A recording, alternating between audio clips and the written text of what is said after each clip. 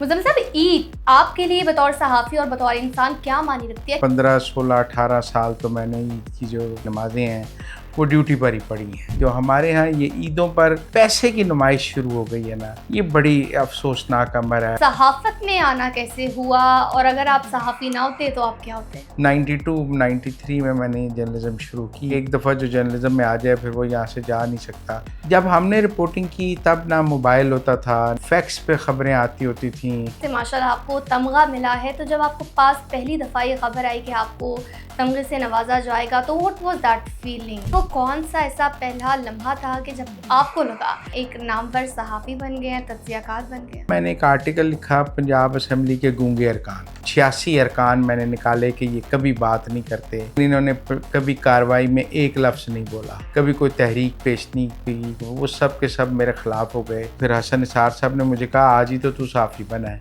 फ़िक्र की क्या बात है। मैं ओपिनियन अपना ठोक के देता हूँ, लोगों को नहीं पसंद आता वो लोगों की मर्ज़ी है। आपके सहाफ़ती कैरियर में ऐसा कोई लम्हा आया कि आपने सोचा कि बस अब सहाफ़त नहीं करनी हो? पाकिस्तान की मौजूदा सियासत आपको किस समझाती हुई नज़र आ रही है? मुझे कोई ऐसी बड़ी चेंज नज़र नहीं आ रही। अडियाला वाला मुझे अडियाला में ही नज़र आ रहा है, प्राइम मिनिस्टर हाउस वाला प्राइम मिनिस्टर हाउस में नज़र आ रहा है।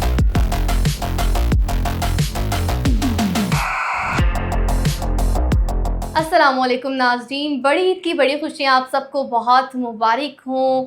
मेरी तरफ से, मुज़म्मिल साहब की तरफ से, हमारी पूरी टीम की तरफ से।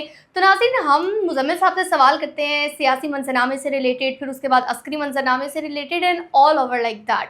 तो आज ईद के दिन हमने सोचा कि क्यों ना हम मुज़म्मिल साहब से कुछ ऐसी बातें की जाएँ, उनसे कुछ ऐसी बातें करें जो कि आप नहीं जानते उनकी ज़ाती ज़िंदगी के बारे में, और फिर उनके दिलचस्प सफ़र, फिर वो कैसे मीडिया में आए, क्या और क्या नहीं, ये सारी बातें आज हम मुज़म्मिल साहब से जानेंगे एक हार्ट टू हार्ट कन्वर्सेशन में। मुज़म्मिल साहब, ईद की मुबारक हो आपको, क्या हाल है आपका?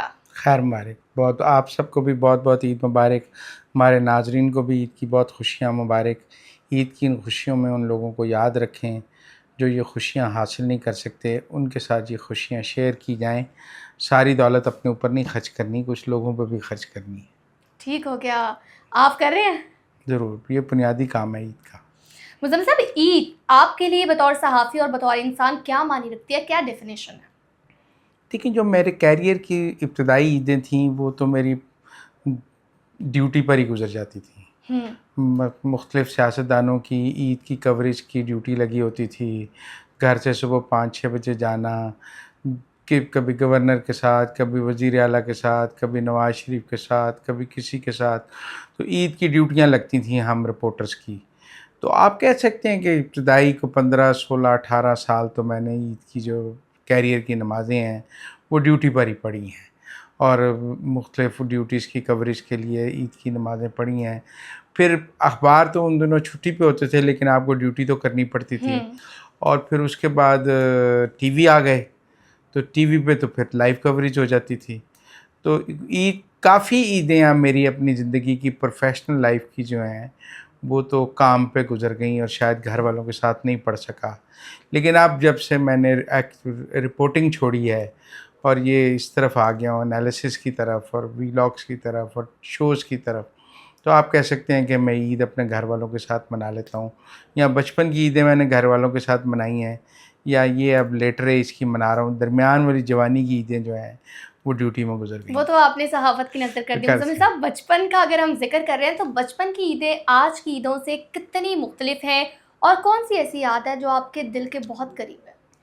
कि बचपन की ईदों में ना पैसे की इतनी रेल-पेल नहीं थी। हुँ। शायद मैं जिस परवान चढ़ा या जैसे हुआ, आज हमें पैसे की बहुत शोशा नज़र आती है। हुँ। आज जी 10 लाख का बैल है, 25 लाख का बकरा है, आज जी लाखों के जोड़े हैं, आज ये हैं। आज मुझे ईद पे ना पैसे की शोशा बहुत ज़्यादा मतलब अब रुपए की आप नुमाइश का एक ज़रिया ईद भी बन गई है, जो मुझे बड़ा अफ़सोसनाक लगता है। ईद का बुनियादी कॉन्सेप्ट तो ये है कि 1/3 आपने गरीबों में देना है। देखिए ना जी, 1/3 रिश्तेदारों को देना है। तो अब ये गोश्त की सूरत में नहीं है, ये वेल्थ की सूरत में भी हो सकता है। मेरा ज़ाती तौर पे ये ख़्याल है कि जो हमारे यहाँ ये ईदों पर पैसे की नुमाइश शुरू हो गई है ना, ये बड़ी अफ़सोसनाक अमर है। हमारे यहाँ ख़वातीन भी ईदों पर महंगे से महंगे जोड़े पहनती हैं, बैग्स लेती हैं, फिर जानवरों की एक रेस लग जाती है, कितना महंगा और कितना ये। तो मैं इसको सोसाइटी का मुस्बत पहलू नहीं समझता हूँ। मैं समझता हूँ इससे बेहतर है कि एक हाथ से उस हाथ को जाए जिसको ज़रूरत है। 10 लाख का बैल लेने से बेहतर है किसी बच्ची की शादी की जाए। बैल तो आप 2 लाख का लेकर भी कुर्बानी का फ़र्ज़ अदा कर सकते हैं। किसी को पढ़ा लिया जाए, किसी को छत दे दी जाए, किसी की फ़ीस दे दी जाए। तो ये जो हमारे यहाँ कॉन्सेप्ट है ये कम होता जा रहा है और नमूदो नुमाइश का कॉन्सेप्ट ज़्यादा होता जा रहा है। तो मुज़म्मिल साहब, सहाफ़त में आना कैसे हुआ, और अगर आप सहाफ़ी ना होते तो आप क्या होते? मैं वैसे तो डबल मैथ फ़िज़िक्स का स्टूडेंट था, वाओ! और तो अगर मैंने ग्रेजुएशन तो डबल मैथ फ़िज़िक्स में की तो फिर मैं उसमें आगे जाता। लेकिन मेरे वालिद साहब जो थे वो उन्होंने एक प्रोजेक्ट ख़बरें अखबार का कंसीव किया था ज़िया शाहिद साहब के साथ। तो फिर उसमें मैं बतौर रिपोर्टर मैंने जॉइन कर लिया। वहाँ एक इम्तिहान हुए, वो इम्तिहान मैंने पास किया और मैं रिपोर्टर बन गया। तो फिर वो कहते हैं कि एक दफ़ा जो जर्नलिज़्म में आ जाए फिर वो यहाँ से जा नहीं सकता। 92-93 में मैंने जर्नलिज़्म शुरू की है, तो तब से अब तक आप देख लें। मुज़म्मिल साहब, सहाफ़ती सफ़र के इब्तदाई दिनों में सबसे ज़्यादा कब मुश्किलात आई? कौन-सी ऐसी मुश्किल है जो आप कभी भी भुला नहीं सकते? कौन-सा ऐसा वाक़या जो फ़रामोश नहीं कर सकते? देखिए, आज का सहाफ़ी जो है ना वो गैजेट वाइज़ बहुत इक्विप्ड है। हुँ। उसके हाथ में मोबाइल है, उसके पास व्हाट्सएप है, ख़बर उस तक चल के आ जाती है, उसके कम्युनिकेशन के ज़राए 24। जब हमने रिपोर्टिंग की तब ना मोबाइल होता था, ना व्हाट्सएप होता था, फैक्स पे ख़बरें आती होती थीं, पीटीसीएल की लाइन होती थी। अगर कोई आपको ख़बर बताना भी चाहे तो वो आपको ढूँढ नहीं सकता था। आप सड़क पे हों तो आपसे राब्ता नहीं हो सकता था। दफ्तर की रिपोर्टिंग सेक्शन में एक फ़ोन होता था जिस पे लड़ाई होती रहती थी, किसको फ़ोन करना है, आपकी भी किसको। हुई है लड़ाइयाँ? हाँ, बारी नहीं आती थी फ़ोन करने की। तो वो गैजेट वाइज़ जब मैंने रिपोर्टिंग की है वो बहुत कमज़ोर रिपोर्टिंग थी। कोई फैक्स सही नहीं आई, लफ्ज़ पढ़ा नहीं जा रहा फैक्स में का वो प्रिंटर ख़राब था, सही प्रिंट नहीं हुई, ख़बर नहीं पहुँच सकी, फ़ोन पर बात नहीं हुई, ख़बर नहीं पहुँच सकी। तब तो स्पॉट पे जाना बहुत ज़रूरी होता था क्योंकि और कोई वीडियो होती ही नहीं थी। वीडियो का तो कोई तसव्वुर ही मौजूद नहीं था। तो हमारे दौर की रिपोर्टिंग बहुत डिफरेंट थी। आज का जो रिपोर्टर है वो बहुत वेल इक्विप्ड है। उसके पास अपना मोबाइल है, अपना वीडियो है, अपनी रिकॉर्डिंग है। हमारे पास ऐसा कुछ नहीं होता था। तो बदल गई है जर्नलिज़्म बहुत, जो मैंने की है और जो अब है इसमें बहुत फ़र्क है। मुज़म्मिल साहब, आपकी ज़िंदगी का वो कौन-सा ऐसा पहला लम्हा था कि जब आपको लगा कि वाक़ई आप मशहूर हो चुके हैं, एक नामवर सहाफ़ी बन गए हैं, तज्ज़ियाकार बन गए हैं? मैं 94 की बात है, 95 की। मैंने एक अख़बार जॉइन किया था, तो उसमें अब्बास अतर उसके एडिटर होते थे, हसन निसार साहब उसमें थे, हुँ। मुन्नू भाई उसमें थे। वहाँ मैंने एक आर्टिकल लिखा पंजाब असेंबली के गूंगे अरकान। उन अरकान असेंबली के नाम लिखे जिन्होंने पंजाब असेंबली की प्रोसीडिंग्स में कभी एक लफ्ज़ भी नहीं बोला था, रिसर्च करके। उस आर्टिकल पर पंजाब असेंबली में 2.5 घंटे तकरीरें होती रहीं मेरे ख़िलाफ़। एक प्रिविलेज मोशन मेरे ख़िलाफ़ मंज़ूर हो गई और फिर वो इस्तेहक़ाक़ कमेटी में मैं पेश भी होता रहा। और वो जो 86 अरकान मैंने निकाले कि ये कभी बात नहीं करते, ये फ़ी तनख़्वाह लेते हैं, ये टीएडीए लेते हैं, लेकिन इन्होंने कभी कार्रवाई में एक लफ्ज़ नहीं बोला, कभी कोई तहरीक पेश नहीं की। वो सब के सब मेरे ख़िलाफ़ हो गए। मैं काफ़ी परेशान हुआ, लेकिन वो फिर हसन निसार साहब ने मुझे कहा आज ही तो तू सहाफ़ी बना है, फ़िक्र की क्या बात है। तो वो फिर मेरे ख़िलाफ़ एक प्रिविलेज मोशन की बड़ी हेयरिंग्स होती रहीं, सारे सीनियर्स मेरे साथ जाते थे, फिर वो ड्रॉप हो गई। वो एक प्रोसेस था जो आप कह सकते हैं बड़ा ब्रेक थ्रू था। वैसे तो ख़बरें एक्सक्लूसिव चलती रहती हैं, लेकिन एक जो इश्यू क्रिएट हुआ वो आप कह सकते हैं ज़िंदगी का पहला वो था। तो वो जो आप लोगों के मुखालिफ़ हो गए थे, वो लोग जो आपके मुखालिफ़ हो गए थे, क्या अब भी वो मुखालिफ़ हैं या? ठीक है, लाइफ मूव्स ऑन। फिर उनमें से कई से अच्छे तल्लुकात हो गए, कई से बुरे हो गए, ये चलता है ज़िंदगी में। मुज़म्मिल साहब, आपकी कुछ लोग ज़िंदगी हमारी के ख़बर से खुश होते हैं, हुँ। कुछ तज्ज़िये से खुश होते हैं, कुछ तज्ज़िये से नाराज़ होते हैं। तो हमें तो आदत हो जाती है लोगों की नाराज़गी और खुशी दोनों की। हमें पता होता है आज खुश होगा, आज नाराज़ होगा। आपकी ज़िंदगी की सबसे बड़ी कामयाबी क्या है, जो कि आपको लगता है कि आपने ये अचीव करके अपना मकसद पूरा कर लिया? मैंने एक अच्छी ज़िंदगी गुजारी है, मैं अपनी ज़िंदगी से फुली सेटिस्फाइड हूँ। बतौर जर्नलिस्ट मैंने अच्छा काम किया है, मुझे मेरा काम कोई ऐसा नहीं है, कोई बदनुमा दाग नहीं है, कोई कुछ नहीं है। मैंने अपनी न्यूट्रलिटी को बरकरार रखने की मेरी एक ख़ास सोच है, मैं उस सोच का इज़हार करता हूँ, ये सोचे बगैर कि उस सोच से किसी को पसंद। देखिए जब मैं ख़बर देता हूँ तो मुझे उसमें कोई आमेज़िश नहीं करनी चाहिए, लेकिन जब मैं तज्ज़िया करता हूँ तो वो तो मेरी ज़ाती राय है ना, और मैं अपना ओपिनियन देता हूँ। तो मेरे ख़्याल में जब मैं ओपिनियन देता हूँ तो उसमें तो मुझे आज़ादी हासिल होनी चाहिए, और मैं ओपिनियन अपना ठोक के देता हूँ। लोगों को नहीं पसंद आता, वो लोगों की मर्ज़ी है, लेकिन ओपिनियन तो मेरा है, और मुझे अपने ओपिनियन का ही अपने नाज़रीन के साथ इज़हार करना है। मैं क्या सोचता हूँ। अपनी कामयाबियों का क्रेडिट किसको देते हैं? कहते हैं हर कामयाब मर्द के पीछे किसी औरत का हाथ होता है। मेरी माँ, मेरी फैमिली, मेरे दोस्त, हर एक ने कोई ना कोई किरदार अदा किया है। मेरे वालिद ने मुझे बहुत सपोर्ट किया, अल्लाह उन्हें जन्नत दे, आज़म सऊदी। मेरे वालिद का सहाफ़त से एक ताल्लुक़ था, उन्होंने ज़िंदगी में पंजाब अखबार भी निकाले, पंजाब टाइम्स, और वो लिखते भी थे। उनका वैसे तो वो पेशे से एक वकील थे, लेकिन जर्नलिज़म में उनका एक ताल्लुक़ था। उन्होंने भी मुझे बहुत ट्रेन किया। ज़िंदगी में आपकी फैमिली, आपके दोस्त आपको आगे आने में मदद देते हैं, तन्हा सफ़र नहीं होता। मुज़म्मिल साहब, क्या कभी कोई आपके सहाफ़ती करियर में ऐसा कोई लम्हा आया कि आपने सोचा कि बस अब सहाफ़त नहीं करनी और?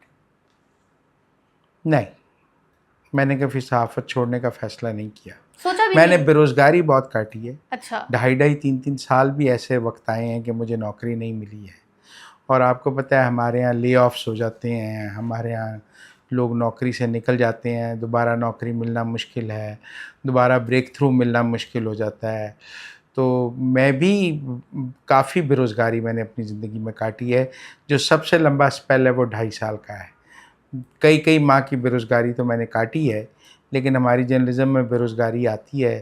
प्राइवेट सेक्टर है, आप नौकरी से निकल जाते हैं, कोई हुक्मरान नाराज़ हो जाते हैं, कोई और काम हो जाता है, कोई ख़बर की वजह से आप नौकरी से निकल जाते हैं। अगर मैं 2.5 साल भी बेरोज़गार रहा हूँ तो मैंने ढूँढी सहाफ़त में ही नौकरी है, कहीं और नौकरी नहीं की जाके। ईद के दिन आप ज़्यादा वक़्त दोस्तों के साथ गुज़ारते हैं या फ़ैमिली के साथ गुज़ारते हैं? अब क्या मसरूफ़ियत होती है? अब तो ज़्यादा फ़ैमिली के साथ गुज़ारता हूँ, बच्चे बड़े हो गए हैं, तो अम्मी होती हैं, तो ज़्यादा फ़ैमिली के साथ गुज़ारता हूँ। दोस्तों के साथ भी गुज़ारता हूँ दूसरा, तीसरा दिन, लेकिन पहला दिन तो घर वालों के साथ गुज़ारता हूँ। आपका एक बहुत बिज़ी स्केड्यूल है, हम सबको तो पता ही है। तो उस बिज़ी स्केड्यूल को लेकर साथ चलते हैं, फिर आपके टूर्स भी होते रहते हैं, कभी आप इस्लामाबाद होते हैं, कभी कराची होते हैं, तो कभी कहीं फैमिली के साथ इस सारी सिचुएशन में, इस सारे हेक्टिक शेड्यूल में कैसे कनेक्टेड रखते हैं खुद को? व्हाट्सएप से, व्हाट्सएप अब आपको कनेक्ट रखता है क्या सबके घर वाले गिला नहीं करते, आप सारा टाइम बाहर रहते हैं? उनको पता है कमाएगा तो खाएँगे। हैं? तो सर्टेनली ये जो यूट्यूब है इसकी बहुत ज़िम्मेदारी है, हमने हर 8 घंटे बाद वीडियो करनी होती है। मैं हम न्यूज़ पे शो करता हूँ, मुझे 3 दिन वो शो करना होता है। एक मैं कॉलम लिखता हूँ एक्सप्रेस में, मुझे वो कॉलम लिखना होता है। तो मैं ऑल फॉर्म्स ऑफ जर्नलिज़्म कर रहा हूँ। प्रिंट मीडिया से भी कनेक्टेड हूँ, इलेक्ट्रॉनिक मीडिया से भी कनेक्टेड हूँ, डिजिटल मीडिया से भी टिकटॉक पर आप हैं, इंस्टा पे आप हैं, फेसबुक पे अ, आप हैं, लिंक्डइन पे आप हैं, हर जगह ये आप हैं तो मुज़म्मिल साहब। इन सब जगह खुद को एक्टिव करने में वक़्त तो लगता है, और उस वक़्त को फिर फुल टाइम जर्नलिस्ट को मुझे यही काम आता है, यही करता हूँ। और यही करता रहूँगा। हुँ। अच्छा मुज़म्मिल साहब, ये बताएँ कि ये जो कहा जाता है कि सहाफ़त में हकीकी दोस्त बनाना बड़ा मुश्किल है, तो इसको आप कैसे देखते हैं? सहाफ़ी बरादरी में आपके सबसे करीबी कौन है? बहुत सारे दोस्त हैं मेरे सहाफ़त में, ऐसी बात नहीं है। हुँ। आपको जर्नलिज़्म ठीक है, एक रकाबत भी होती है, एक कॉम्पिटिशन भी होता है आपस में, लेकिन these journalist are very good human beings. मैं आपको बताऊँ ये सहाफ़ी बहुत अच्छे इंसान हैं, दोस्त बहुत अच्छे हैं, फैमिली फ्रेंड्स बहुत अच्छे हैं। मेरे बहुत, एक नाम मैं नहीं लेना चाहूँगा, दर्जनों बहुत अच्छे दोस्त हैं जर्नलिज़्म में। ये तो सर आपने सियासी नहीं, जवाब नहीं, दिया है। मैं आपको सही बात बताऊँ, हम सब आपस में बहुत, मतलब जो हम स्क्रीन पर इख्तलाफ भी कर रहे होते हैं, वो हम ज़ाती बहुत अच्छे दोस्त होते हैं। तो मुज़म्मिल साहब, कभी क्या कोई ऐसा वक़्त आया है कि जिसमें आपको पता चला हो कि ये जो दोस्त है ना मेरा, कुछ भी हो जाए, ये इधर से उधर नहीं जाएगा, वो चाहे वो किसी भी फ़ील्ड से हो, चाहे बचपन का आपका दोस्त हो, बाद में बना हो, या कोई एक ऐसा दोस्त जिसकी वजह से आपको लगता है कि मैं अकेला, ये दोस्त मेरी ज़िंदगी में हमेशा हर वक़्त मेरे साथ होना चाहिए? ऐसा नहीं होता, ये मुश्किल पे डिपेंड कर रहा होता है कि दोस्त वो मुश्किल सह सकता है या नहीं सह सकता। देखो, हर दोस्त की एक कैपेसिटी है हुँ, आपकी मुश्किल में आपकी मदद करने हुँ, की। अब एक वक्त था कि मेरी एक लड़ाई हो गई, उस लड़ाई में मेरे ऊपर काफ़ी सख्ती आ गई, तो बहुत सारे दोस्त वो सख्ती मेरे साथ नहीं सह सकते थे, उनको फासला करना पड़ा क्योंकि वो समझ रहे थे कि मेरे ऊपर कोई पर्चे हो गए हैं, मैं गिरफ़्तार ना हो जाऊं, वो मेरे साथ गिरफ़्तार नहीं हो सकते थे। कुछ दोस्त हैं वो आपकी माली मुश्किलात में मदद कर सकते हैं, कुछ आपकी सोशल मुश्किलात में, कुछ आपकी इमोशनल मुश्किलात में। मेरे ख़्याल में आपको दोस्तों की कैपेसिटी का अंदाज़ा होना चाहिए, उससे ज़्यादा उनसे मदद मांगनी नहीं चाहिए, वरना वो दोस्त भी एम्बैरस होता है और दोस्ती भी एम्बैरस होती है। सर्टेनली आपको पता होना चाहिए कि ये आपके दोस्त का हौसला कितना है और फिर आपने ख़ुद भी उस दोस्त की कितनी मदद की हुई है। ये वन वे ट्रैफिक तो नहीं है, मैं किसी की मदद नहीं की और मैं सोचूं सारे मेरी मदद करेंगे, तो ऐसा भी नहीं होता। अच्छा मुज़म्मिल साहब, ज़रा एक सवाल मैं आपसे जानना चाहूँगी, आई एम श्योर हमारे नाज़रीन भी जानना चाहेंगे और अक्सर इस चीज़ का ज़िक्र आता है। क्या शहबाज गिल साहब आपके बहुत ही ज़्यादा अच्छे दोस्त हैं? उनसे किस किस्म का ताल्लुक़ है? हमने देखा है कि वो आप पर एक ख़ासी नज़र रखते हैं कि आपका वेट ज़्यादा हो गया, कम हो गया, आपने क्या किया, क्या नहीं किया, बड़ा तबसरा करते हैं, करीबी नज़र है उनकी आप पे। देखिए वो डेरोगेटिव भी करती हैं। मैं आपको सिंपल एक बात बताऊँ, उनको मेरे मौक़िफ़ से इख्तलाफ है, वो उसका दलील से जवाब दें, मुझे कोई इतराज़ नहीं है। लेकिन अगर वो दलील देने की बजाय मेरे चेहरे पे कमेंट करते हैं, मेरी बॉडी पे कमेंट करते हैं, मेरे नक्शो अल्लाह ने जो शक्ल मुझे दी है उस पर कमेंट करते हैं, तो मैं समझता हूँ शायद उनके पास दलील नहीं है। मतलब एक आध बार उन्होंने बहुत ही नेगेटिव कमेंट किया, अब्यूज़िव कमेंट भी किया मेरे बारे में। तो मुझे ऐसा लगता है कि जब शायद उनके पास दलील नहीं रहती या वो समझते हैं कि अब्यूज़िव लैंग्वेज और गंदी ज़ुबान ज़्यादा बिकती है और व्यूज़ आ जाते हैं। मैंने एक दफ़ा कहा कि शहबाज गिल साहब बहुत पढ़े लिखे आदमी हैं, पर लगता है गधे पे इल्म लदा हुआ है। मतलब उन्हें दलील से जवाब देनी चाहिए, उन्हें हमारी मौक़िफ़ से इख्तलाफ है, वेल एंड गुड, हम किसी बात की दलील से बात करते हैं, वो उसका दलील से ज़रूर जवाब दें, लेकिन जब वो नेगेटिव और मेरे पे नहीं करते, मतलब वो बहुत सब के ऊपर इस तरह के कमेंट्स करते हैं और वो समझते हैं कि उन्होंने अपना एक तुर्रा इम्तियाज़ बना लिया है और मैं समझता हूँ ऐसा नहीं है। उन्होंने अपने लिए एक नेगेटिविटी क्रिएट की है। हो सकता है पैसे 4 ज़्यादा कमा रहे हों, डॉलर ज़्यादा बन रहे होंगे, व्यूज़ ज़्यादा आ रहे होंगे, वो हो सकता है पीटीआई के लोग उनको बड़ा कह रहे होंगे तो उनके रखें। पर मेरा ख़्याल है उन ज़िंदगी में किसी वक्त आके उन्हें ना एक सीरियस इमेज की भी ज़रूरत पड़ेगी। मसलन किसी वक़्त पीटीआई का रिवाइवल होता है, वो वापस आते हैं, तो वो ये सारी नेगेटिविटी उन्हें काटनी पड़ेगी ना, फिर किस से माफ़ी माँगेंगे। हमने यहाँ बहुत सारे लोगों को बाद में माफ़ियाँ माँगते देखा है और जो आकर अपने गुनाहों की, तो क्योंकि यहाँ तो वो ये तय कर लें कि उन्होंने ज़िंदगी में अब पाकिस्तान आना ही नहीं है।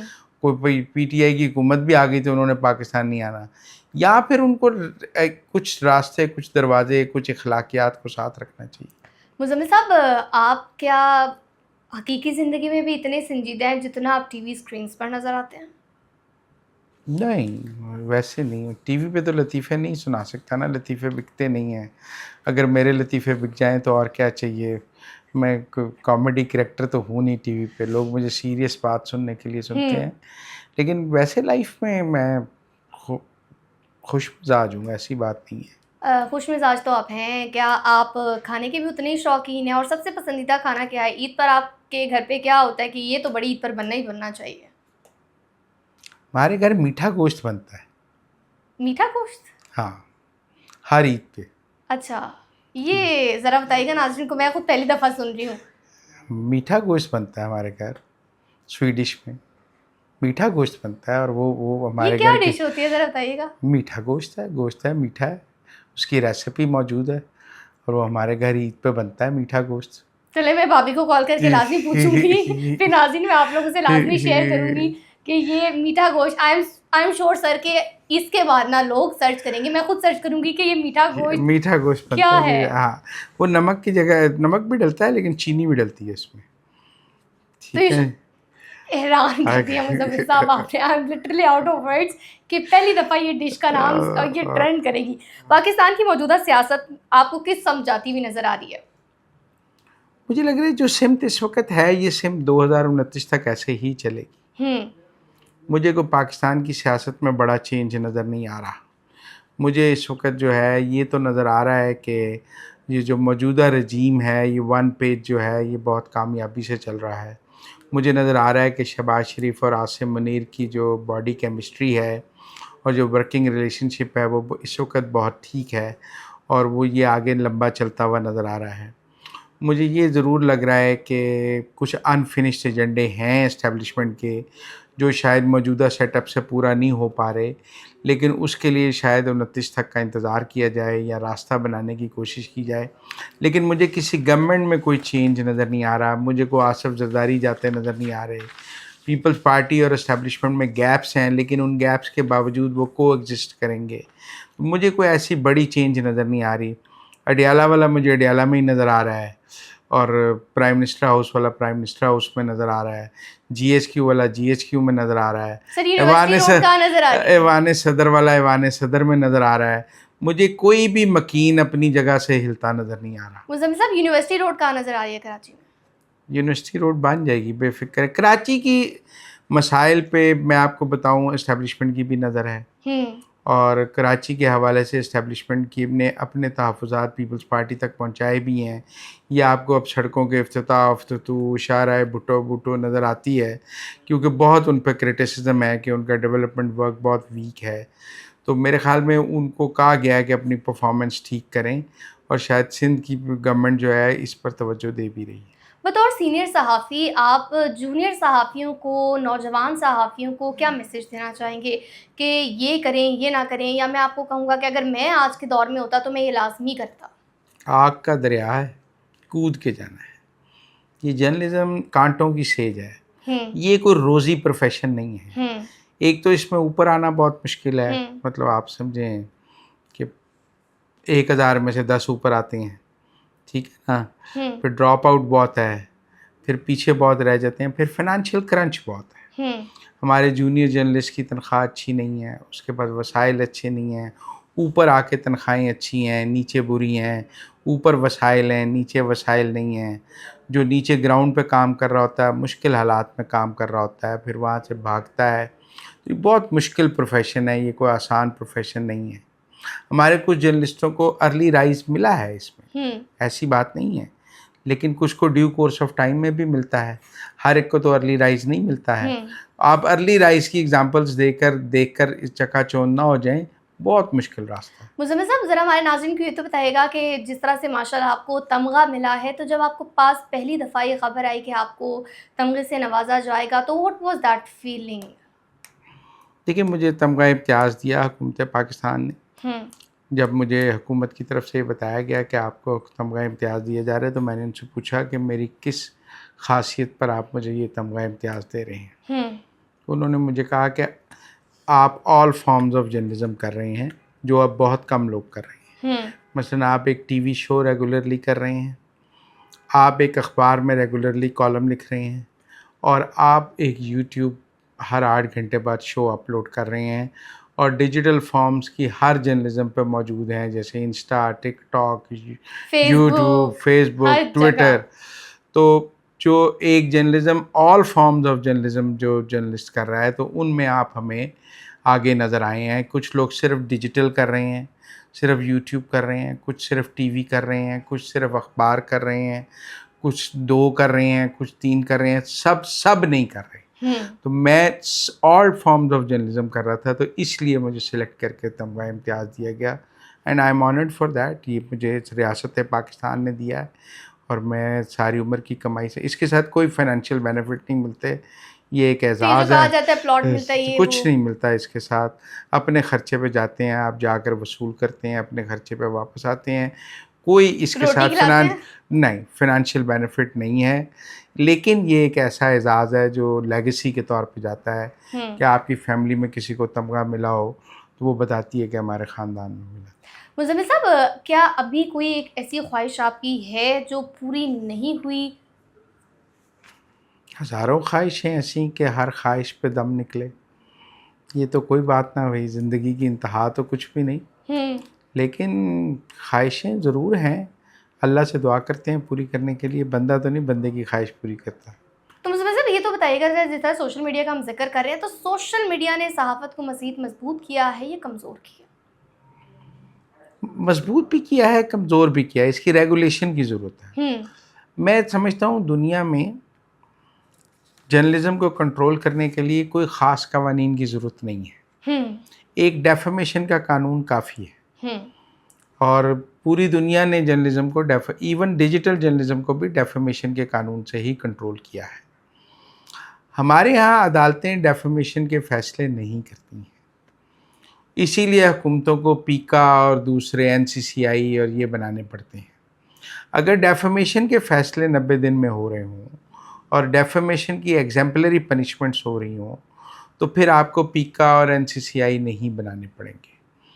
मेरा ज़ाती तौर पे ख़्याल है कि पाकिस्तान की अदलिया डेफेमेशन के मुकदमात को वो अहमियत नहीं दे सकी जो दुनिया में दी जाती है, जिसकी वजह से हमारी जर्नलिज्म जो है वो रेगुलेटेड नहीं है।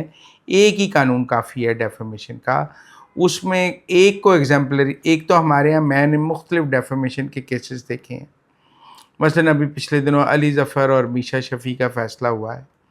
मैं केस के मेरिट्स पे नहीं बात करना चाहता, जज का फ़ैसला है, उसने किसको सच समझा, लेकिन मुझे 50 लाख जुर्माने पे इतराज़ है।